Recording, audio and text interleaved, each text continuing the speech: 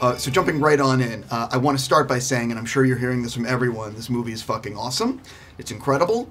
I have nothing but positive things to say, and I'm out. That's all we needed. There's no cursing here. I don't know if they told you that. Well, I mean, here's the thing, though. Like, it played at Toronto, and it won the Audience Award, which tells you how incredible the movie is, because the competition this year was amazing. I have to ask the three of you, what was it like reading the script for the first time? Because this is what Taika does with this script is just unbelievable. Well, that's the word, unbelievable. The script blew my mind. It was like really unique and incredible. Yeah, I wasn't really pitched the movie. I was just kind of given the script and said, read this, and yeah, immediately was just blown away by it and just lapped it up and got on the phone to Taika and was just so happy that he wanted me to be a part of it. I just was excited by the fact that someone's still willing to make a movie that is trying to be funny and emotional and have something profound to say and have an imaginary Hitler in it. You know, you just don't see that very often anymore.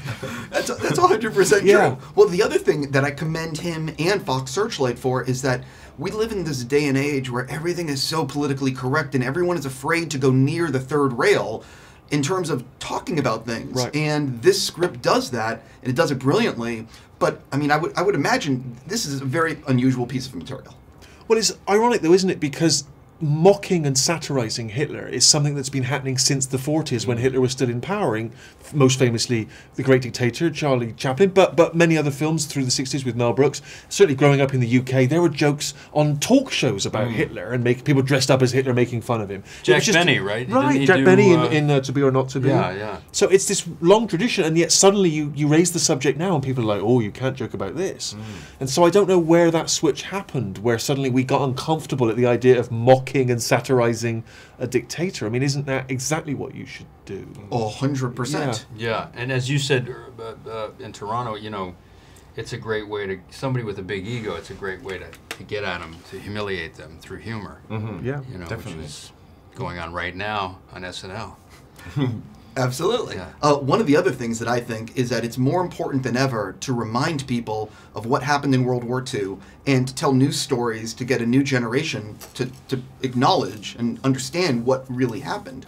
Can you sort of talk about that aspect too? Well, I think learning about it in school, you can only kind of sort of learn about something so much with so much shame attached to it, and obviously, you know, whatever happened was horrific, but in terms of teaching those sort of ideals, or not ideals in terms of Nazism, but in terms of teaching kids about how important that is and how relevant it is today, I think you can find good tools of doing that in a positive way, rather than just kind of hammering it into these kids that you need to remember this because it was awful. You know, I think this kind of teaches that message in a way more loving way, in a positive way. I think it's a great shame that we're still in an age where we have to mock and undermine far-right fascistic ideas. You'd think that we'd put that to bed, but it turns out we haven't. And the idea that you still have to remind people of the sort of inanity and the absurdity of those beliefs, and the way that they just, as soon as you prod at them, they fall apart in your hands. They have no weight, they have no substance. And the idea we've still got to be telling people this is a great tragedy.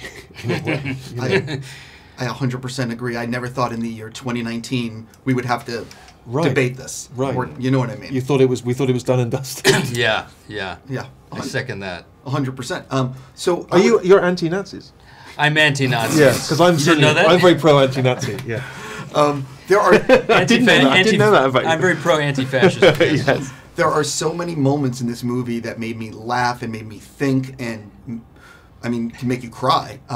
Talk a little bit about what was it like on set making this, and what kind of environment does Taika sort of set up when you're there?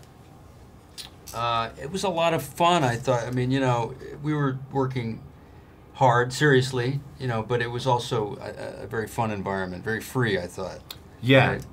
yeah. It was great. Taika definitely kind of allowed a looseness to what was going on, which I thought was great for me. I'd kind of not really been allowed to do any kind of comedic time or anything that required it for quite a while. So to be able to come in and do that and just feel part of the family, you know, he kind of takes people with him from movies he's done for years and has takes people with him, which is great. We had the moment with the dancing that was really fun, and we just did that was like my first day on set. That was amazing. And then you had all these amazing ad libs.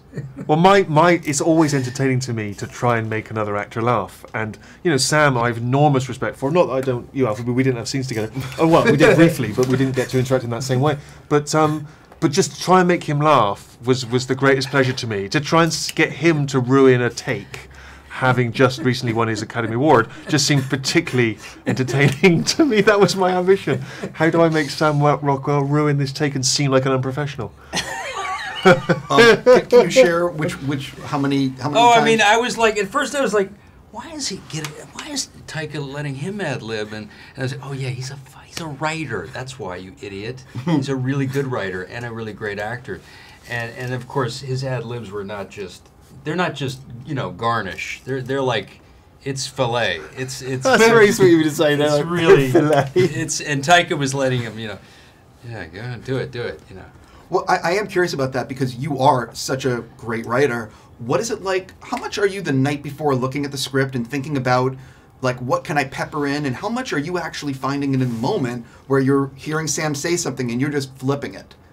Well, it's a little bit of both. I mean, I never would be so presumptuous as to sort of rewrite a script, but if something occurs to me, then I'll always make a note of it. And sometimes I like to try it out on the set if I have thought of it before, just because if you get a reaction in the moment, it kind of tells you that it's working, you know, or that if it makes someone laugh in the moment, then you think, oh, well, maybe we're onto something. But the great thing with Taika is that if you have a nugget of an idea, he'll then sort of amplify it and expand on it. Because I had made some joke, some kind of ad lib about, you know, famously Hitler only had one ball. And I made some joke about it, you know. No, I mean, they really should compile some outtakes from that day. It was like really extraordinary. It was really something. Some of his amazing.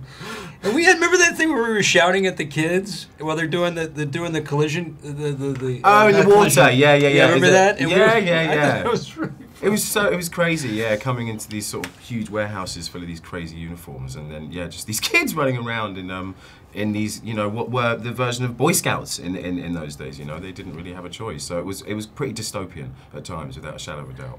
One of the things I found fascinating was that you guys filmed part of this in Prague in the same studio where they made Nazi propaganda. Yes, they did. Right. Yeah. So I found that amazing that you guys were able to film there. Did you know you were filming in the same sound stages or in the same area? Well, yes, and even more chillingly, we were in town squares which were dressed in the style of the 1940s with swastika insignia, where in fact the Nazis had been back in the day. So there's something quite eerie about sort of seeing that brought back to life in the place where it actually happened. One driver told me that the uniforms we were wearing were actual Nazi uniforms from the period, but why one of the drivers would know that information, I don't know. I don't know why he's got the inside track on that. But yeah, that was something I was thinking. Oh, I can't be right. can't be right. Has this been dry cleaned since then? My last question for you guys, or one of the last two. I've been asking everyone this recently. TV has never been better right now. There's incredible stuff. Is there anything you would like to guest star on? Oh my gosh. Oh wow, guest star. Jeez, that's a rough one. Black Mirror is pretty amazing. Black Mirror, yeah, But yeah. I'd like go on. Fleabag. That'd be great. Fleabag. Yeah. I'd like to be in Succession. I think that would be fun. Oh yeah. I could see you on that. You and Matthew McFadden going We'd be at good, it. wouldn't we? Yeah. I think two of these three things are possible. You picked one that is now. Oh yeah, it's only 2 series. Yeah, That's exactly. True. Yeah. I will go for Succession. Come on, Jonathan Glancer, sort me out. On that note, I have to go, but I mean it sincerely. You guys did incredible work. Movie is one of the best of the year. Thank you so much. Thank you.